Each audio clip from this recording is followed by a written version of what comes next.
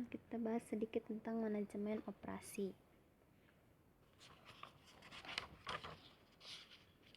Apa sih manajemen operasi itu? Nah, sekarang kita bahas tentang pengertian dari manajemen operasi.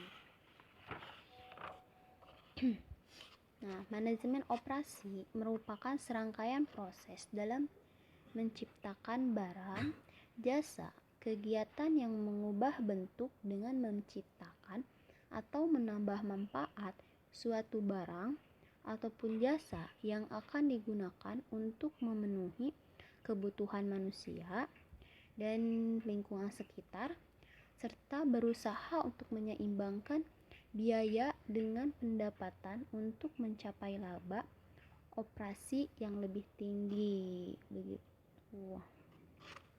Selanjutnya kita lanjut ke fungsi dari manajemen operasi. Fungsi yang terdapat dalam manajemen operasi yang pertama ada keuangan. Keuangan merupakan komponen penting dalam manajemen operasi untuk memastikan bahwa semua keuangan telah dimanfaatkan semaksimal mungkin dalam sebuah perusahaan. Nah, yang kedua, strategi. Dalam menggunakan strategi dalam manajemen operasi mengacu pada taktik perencanaan yang dapat membantu melalui sumber daya yang dioptimalkan dan pengembangan keunggulan kompetitif atas bisnis lain. Dan selanjutnya yaitu operasi.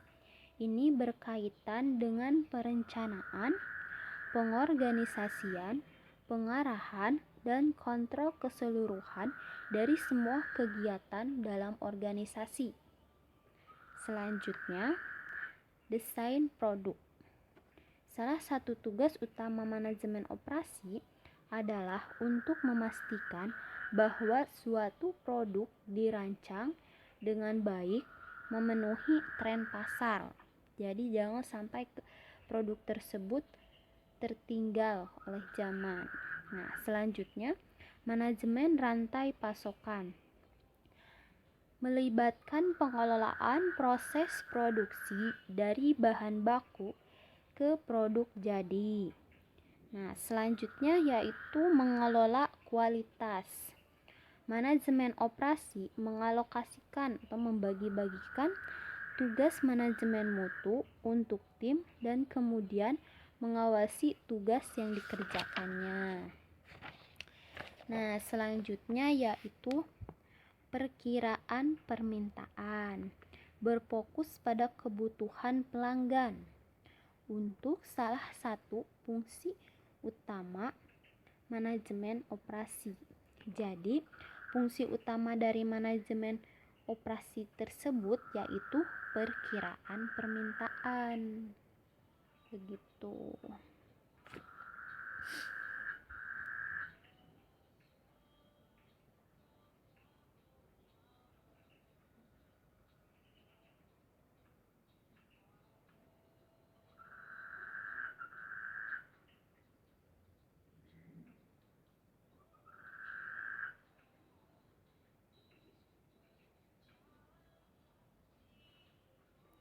Nah, lanjut ke tantangan dari manajemen operasi. Di sini tantangannya itu dalam era kompetisi yang kian ketat saat ini, setiap bisnis dituntut untuk meningkatkan kinerjanya agar dapat memenangkan persaingan. Hal itu dapat dilakukan dengan cara mengurangi pengeluaran, melakukan inovasi, proses dan produk, serta meningkatkan kualitas dan produktivitas.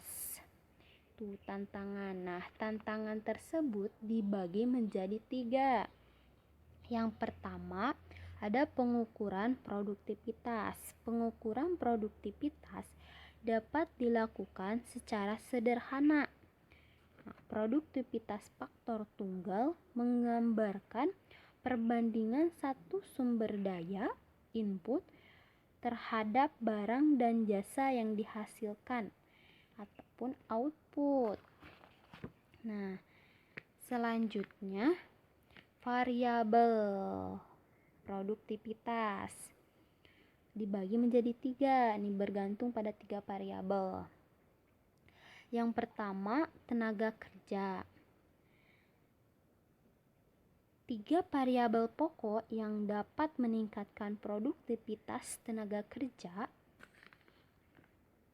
Yang pertama, pendidikan dasar yang sesuai bagi tenaga kerja yang efektif.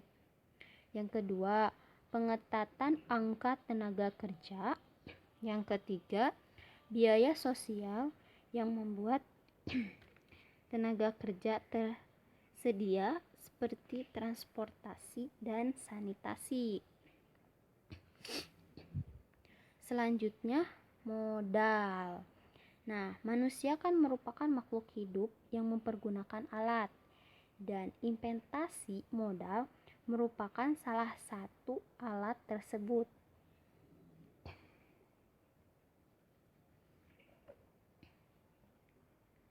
Selanjutnya,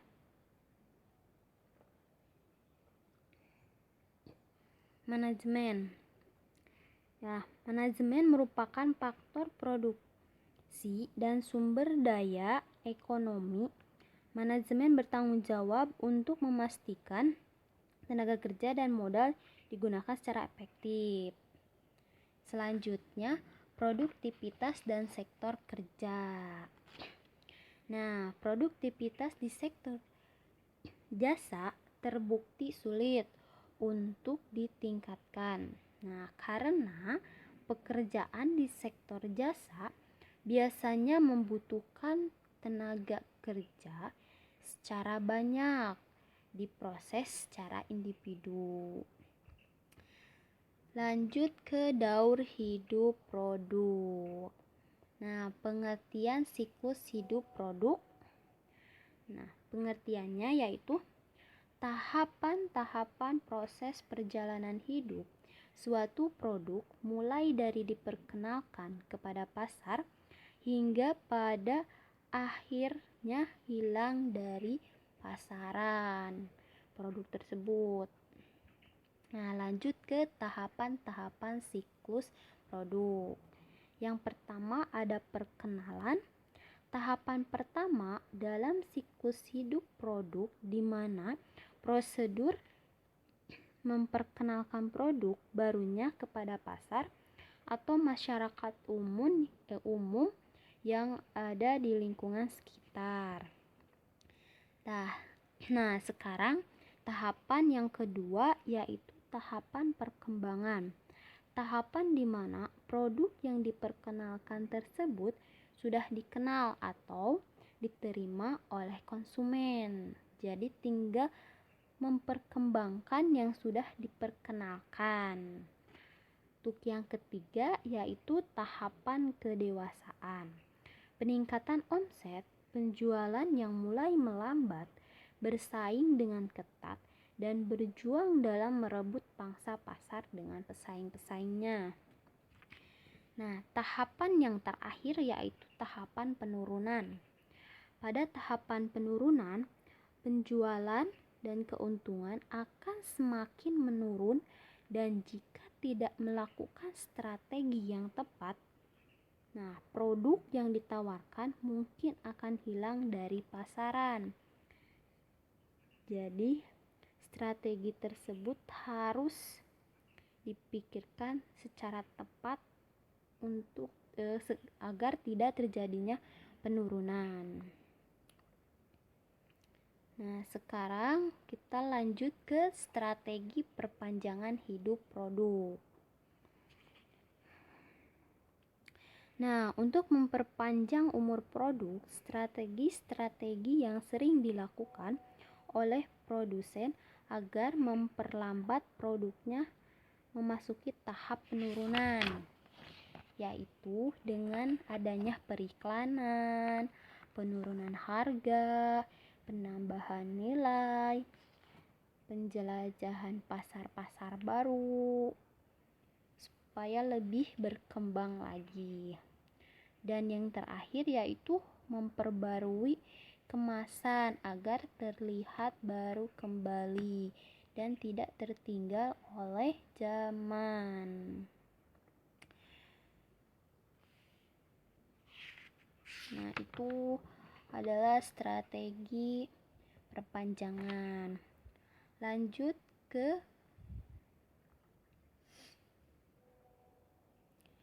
yang terakhir yaitu lokasi distribusi.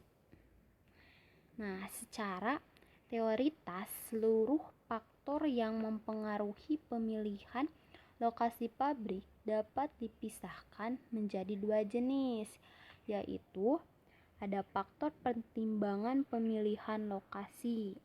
Nah, faktor pertimbangan pemilihan lokasi ini dibagi menjadi dua, ada utama dan faktor bukan utama.